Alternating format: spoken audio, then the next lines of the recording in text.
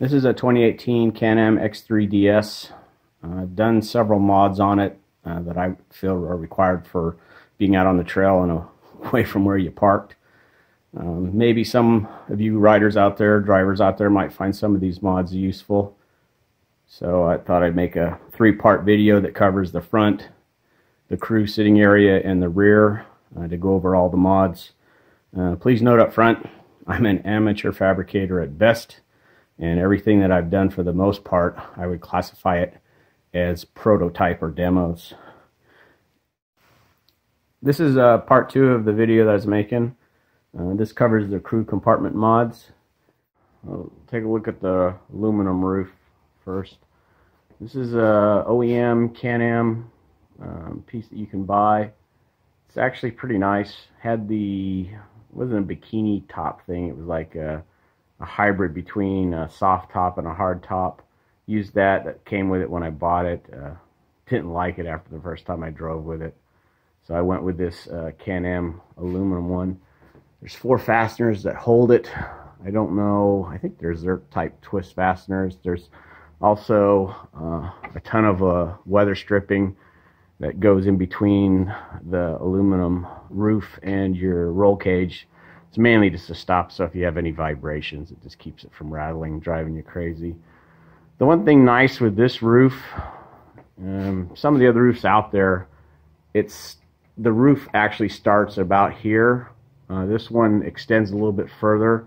So one thing I did notice on the other roof that came with it, the OEM kind of, I can't remember what it's called, but when the sun was high up, anywhere say 10 a.m. to 2 p.m., it was no sun visor capability to it at all. It was just straight in on you. So your GPS, your dash, all that stuff was just washed out with sunlight.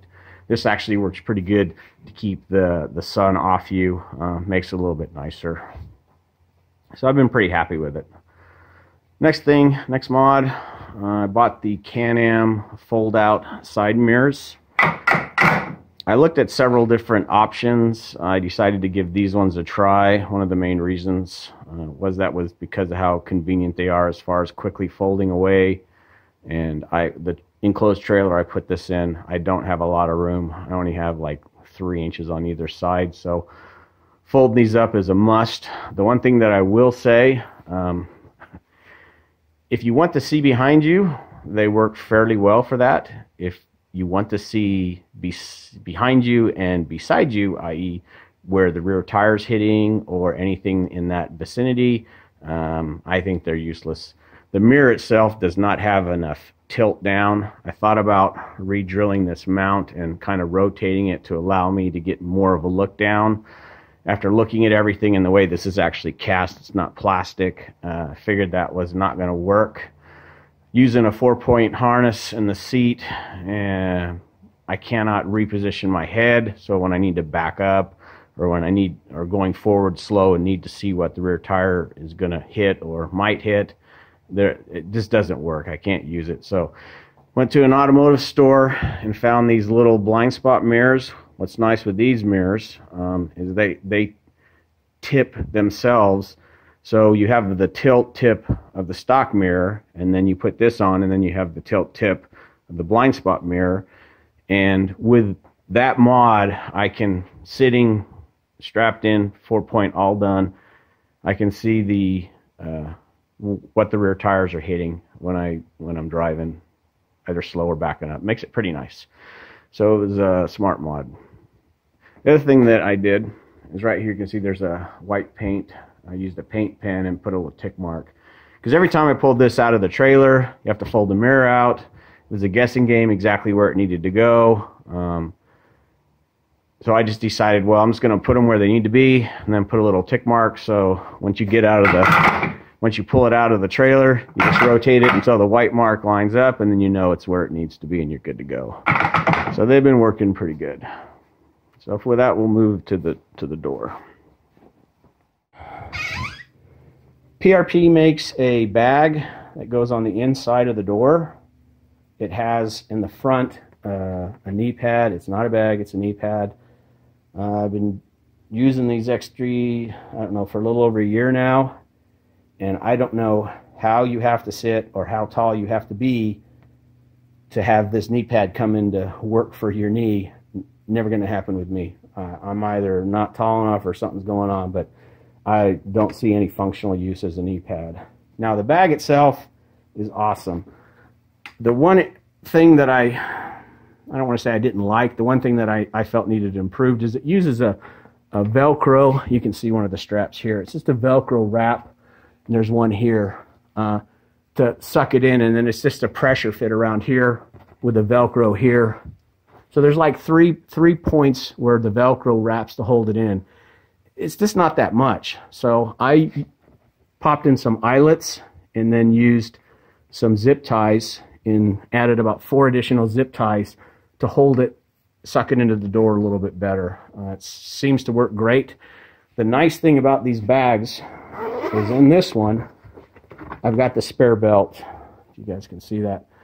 The spare belt fits perfectly in here, just follows the contour of the bag, keeps it nice and, out of the elements and dry, and it's just really nice. I also have extra rags and some driving gloves or, work trail gloves or whatever, just odds and ends in here. Don't put anything super heavy on this side. With me driving, I just don't need it flopping around and bugging me. Next thing I did is it's a tube. This end spins off, and the storage, of course, is the full length of the tube. It's environmentally sealed. It does have a breathe hole in it, so if you get any moisture in it, it'll allow it to evaporate. They're fairly light. They're made for mounting on a flat surface, so I took the lower mounts and I had to modify them to match the contour of the tube.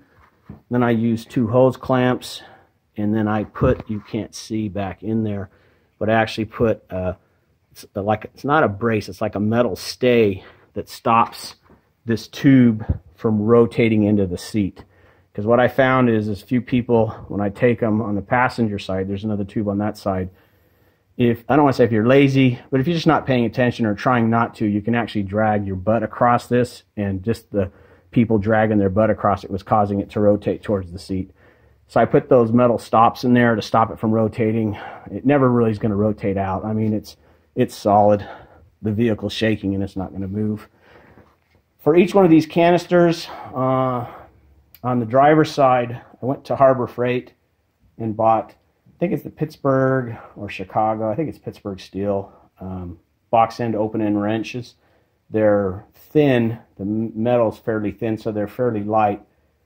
Bought 2 sets. I cut them not in half, but I cut them close to half, and then welded the box ends, got rid of the open ends, and welded like a 17 and an 18 and a 14 and 15. And I did that with both sets, so I end up with 2 wrenches that are 18, 2 wrenches that are 17. That way, if I have some of the bolts on here, it's 15 and 15 or 18 and 18, especially on the rear suspension. So I welded those together to give me wrenches, and so I've got 2 sets, and then put them in a bag and shoved them in there. Works really nice. On the other side, same container, I've got the ratchet, sockets, and other odds and ends. Keeps the weight nice and low. It allows me, you can't get it very centered towards the center, but aft, forward to aft, it's fairly centered. So keeps the weight out of the way. It's been a really nice mod. The seat, it's in the lowered position. Let me turn the light back on. Went ahead and this is where the stock mount point is. I went ahead and lowered the seat. With the seat lowered, you can actually see that the tube is still lower than the seat. You really don't notice this when you're going in at all. If someone had, huge feet, size 12 or something like that, they might notice a problem with their foot going through here. They might have to rotate it a little bit more. But for having the trail side tools available out of the way, works really well. Regarding the seat, I dropped it to the lower settings. In the back, there's a bolt coming up through the frame with a nut on top. There's a long spacer that sits between the bottom of the frame and where the seat goes, where the seat mount is, and then the bolt or the nut goes on top of that. So to lower the seat, all you do is pull that nut off, pull the seat off the bolt, pull that sleeve, that spacer out, drop the seat down, put the spacer back on, and then put the nut back on. On this seat, or on the seats for me, I went ahead and added a 1/8 inch thick washer on all 4 back posts. And what that does is it raises the rear of the seat just a teeny bit where your butt's at, to the point where you can't even notice the difference. But like a breaker bar, when you get further from the rotation point, there's a bigger difference. So even though it's 1/8 of an inch down at the bottom, up here it's actually tipped the seat about 1.5 inches forward. It's a personal preference. I didn't care for how far they are laid back. It's a little bit too far for me, and when I lowered the seat, I'm not that tall, so having that shoulder area tipped forward gave me some of my visibility back. But this allowed the center of gravity to be lowered by lowering the people that are in the unit. Did notice it a little bit when we were driving. It seemed like it was a little bit more stable for body roll, just that slight difference, because it does move. 2 people's mass, you're talking getting yourself probably 2 inches lower, 1 3/4 lower, so you can feel it. Regarding the seats, I went ahead and added these Pro Armor 4-point harnesses. I wish the stock seats came with the hole for 5-point. 4-point works pretty good, but I still wish I had that lower strap to keep your lap belt more secured. Overall, it works pretty good, though. I can't complain too much. For storage, beside the doors, this is a OEM Can-Am center bag. It ties into the access panel that gets you to the turbo. The access panel that it mounts to, and it just slides on. There's no drilling or bolts. This access panel is just press fit, kind of like a rubber insert with a plastic that goes through the rubber insert, and it just kind of pops in place. So I would not put very much weight in this thing. You could probably, you can use it whatever you want to, but you don't notice it. I'm fairly broad-shouldered, but I do have the seat further forward. I never noticed this. Someone having to have the seat all the way back and fairly broad-shouldered, they may notice this sitting in between. But putting, food items or even possibly some drink type stuff, it just makes it convenient to throw some odds and ends in there. Another OEM thing on the front dash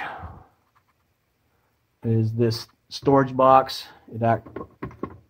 There's a thing that releases and it opens, and you can put crap inside there. I went ahead and mounted the Garmin Montana mount to the front of this, and then I tied into the power in the dash area, so when the vehicle is actually accessories on or running, the Garmin is powered off the vehicle. I've added this Trail Tech temperature gauge. It's actually a probe that you just shove into the exhaust air for your CVT housing. So it measures the air that's leaving the housing. It's not measuring belt temp. Your exhaust air is going to be slightly delayed. The belt's going to get warm or hot before the exhaust air gets warmer. So as long as you understand that, let's say for example that 130 degrees is your max temperature willing on the exhaust side, well, when you hit 120, then your belt's probably already at a temp that you prefer not to have it at. I don't know what the exact temps are. Mine seem to stay below 100 degrees. Rarely does it go over 100, even when I'm in the summer months in the Vegas area. Not much else different here in the dash. The one thing I did talk about, here's the horn switch. You can see it matches the rest of the dash. And then here, this is a voltmeter, and it's also a USB charger for the people that want to use iPhones or the normal USB plugs. What's nice is it'll actually show you. The reason why I got it is it'll show you what your battery voltage is. You can see I'm sitting pretty good, because I check that every time before I go out. If it's relatively low, then I've either got a battery that's going bad, or if I haven't driven it for a while, maybe it just needs a good charge. But I keep an eye on that to tell me when I think the battery needs to be changed out. Not much else on the dash here. The center console, these are drink holders. I don't know who thought they were a smart thing to do, but in my opinion, they're not very deep, and they seem to be useless unless maybe you're just parked and staring at the sunset while you have a drink. It's not even that nice to grab where it's at, so kind of a waste of time. Down here, one of the things I'm going to do is I like the left foot brake. This pedal, you can see it's just the standard width. There's a couple manufacturers out there that sell a wider pedal that bolts in to this pedal. I just found a third option for making your brake pedal double wide. Can-Am RC model, guess what? They have a double wide brake pedal, and there's a second bar here that's welded to the other bar. So it's pretty much the same design, except for, of course, the pedal's a solid pedal. This is the RC X3 brake pedal. Gives it a little over a double wide pedal. Makes it easy to left foot brake from your footrest right here, left footrest. You can just rotate on your heel and catch the pedal. It's reinforced. It adds about a little under a pound over the stock pedal, so it's not terribly bad, but should give a better feel, especially for anyone who wants to do left foot braking. The other thing I forgot to mention about is I wanted to carry spare gas for this, emergency gas, or just give me a little bit more range. Underneath each seat is a 1 gallon gas jug. It's the type that has that mount that you see on the back of Jeeps, that it's just got a turn knob in the very center of it. You just slide it on and you turn the knob and it holds it. When I bought the mount that holds this gas jug, the mount's like 5 pounds. It's ridiculous. I mean, the strength that it has is just insane. Looking at where I wanted to put this, it wasn't going to work out, so I went ahead and fabricated a complete aluminum insert. It's just a track system. This slides in. There's a tab on the front and the back that keep it in. This one has just your twist knob into a rivet nut, and then this plate. So you just untwist this, pull this plate, and it slides right out. Some people will freak out. I think I've said this before. Some people may freak out, oh, it's gas underneath the seat. Well, there's quite a few side-by-sides out there that the gas is underneath the seat. The other thing is you take a dirt bike, you take a quad, the gas is between your knees. You can carry the gas over the back. That's where a lot of the mounts are. If you roll or have any problems, that's the first thing that's going to go. And now you're dumping gas on the engine. Quick way to get a fire. This way, the only way I'm going to rupture that is if I take some heavy hit right underneath my butt. And quite honestly, if it's that big of a hit, the gas jug may save from getting, a piece of tree limb, poking right up through my butt. That actually might stop it.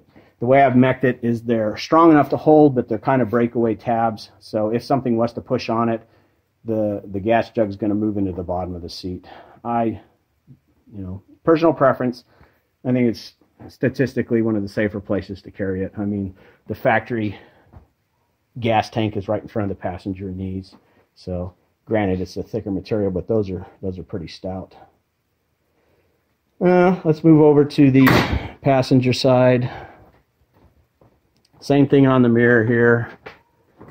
Same thing on the seat, of course. Same thing on the door. The same mods there. Same canister. And then here you can see the gas mount. Sorry about that.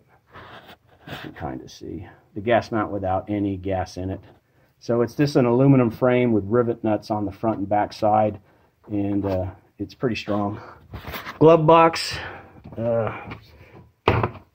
I've got inside the glove box the factory tools, to include all the tools you need to change out your drive belt if you have to do a trail side repair and swap that belt out.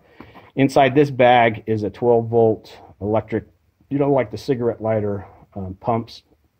I bought one that is a little bit more aggressive on amperage, so I don't have to sit there for 20 minutes for it to pump up these 30-inch tires.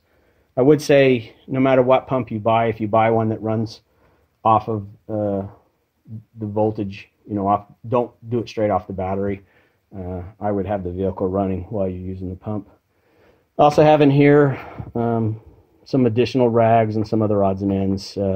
tire pressure gauge, and then I also have the green key. So for some strange reason, the factory key, you lose that key, you crush that key craps out, you're not starting anything, you're just sitting there. So just as a additional precaution, there's no reason to leave it at home, it's just going to sit there. I just put it in the glove box, and if for some strange reason, you know, that one gets lost, gets crushed, breaks, battery goes dead or whatever, I hopefully have a means to still start and get back. One thing I forgot to mention is inside this pouch, I've got another little bag, and inside that bag I've got the plug kits that you buy for a tire. So if you get like a piece of wire or a screw or something in the main part of the tread, you can plug it and fix it. Of course, if you're going to get a decent size hole or a gash in the sidewall, you're not going to plug that most of the time with the plug kits. If it does hold, it's not going to hold very long. The other thing I mentioned, it's ugly as crap, but I just took a piece of 2-inch thin wall aluminum angle iron, drilled some holes in it, used some hose clamps, and this became the action cam mount for like the Garmin or a GoPro. I didn't like any of the mounts that were out there. They vibrated too much. This is solid as crap. It's proven out to work. I'm going to go ahead and take everything off, clean it up, paint it, and make it look pretty. That's on the to-do list, but it's not that big of a deal. I think the last thing I need to talk about in the cab is the mirror. This is the stock mirror mount. I cut it off. I hated the stock mirror. When you look across the front, you just got this big balloonist looking thing sitting right there. It really doesn't give you that much good visibility anyway. So I added, it's one that is used for a track car. It's got a nice radius to it. Gives you really good visibility out the back and both sides. It works really well. The other thing with the stock roof line, if you do the Lone Star, it actually drops this roof line and goes straight across. This one, on the outside, you can see it actually has this rise in it. Gives you a nice little pocket up here. So I took the fire extinguisher quick release mount, put it here, put it up. Works really well. Tested it, not with a fire, just tested it with me sitting in with a 4-part Hunter sawn. You just pull this and pop it out. I like it here because it gives me the quickest access to it. And if the fire extinguisher is on fire, I'm on fire. If you have it on the back of the vehicle, where you're typically going to get your fire started, well, if you carry it on the back and the fire's on the back, now you got to get through the fire to get the fire extinguisher. So, kind of like it here. It stays out of the way. Stays out of the way. Adds a little bit of weight up high, but it's not anything you really notice. So I think that covers the crew area. You guys have any comments or questions or want any follow-up information, please drop me a note and I'll reply if I can. Have a good one, guys. Thanks for watching. Bye.